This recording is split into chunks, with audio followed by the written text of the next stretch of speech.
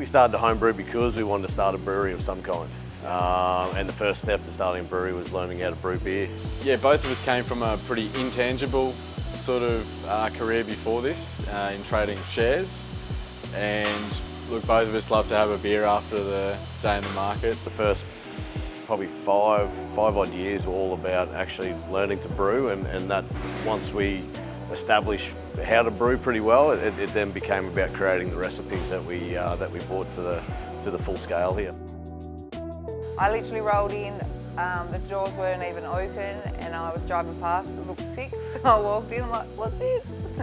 And the boys were like, oh, we're opening a brewery, and had a yarn, had a beer, and next thing you know, here I am. The boys are really passionate about lagers. Our flagship beer is the Japanese style lager, and that was inspired by going to Japan and on a ski trip and just going, wow, how come a beer in Australia doesn't taste like this? The beers that were brewed in Japan and that we drank in Japan were brewed in Japan. When it comes to Australia, they outsource it to a lot of different areas, you know, Japan, China, Philippines, Canada.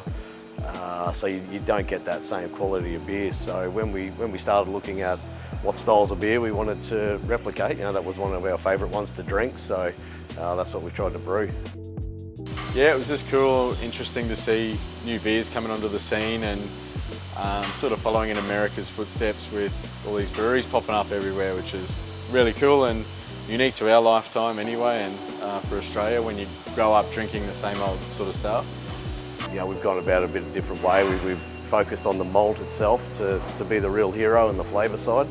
And lagers being such a clean fermentation allow you to really showcase that malt. Like we started with 2-3 tanks in here, and now I tried to do a head count before, and I don't even know, I think we're at like 14 or something crazy. So we've been operating for about 3.5 years.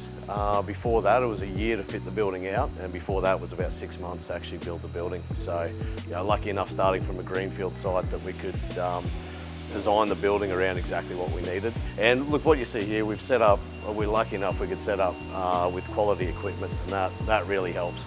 You know, being able to consistently reproduce the styles of beer that we do, and you know, they do a great job on producing good quality lagers, so it's a big component to it.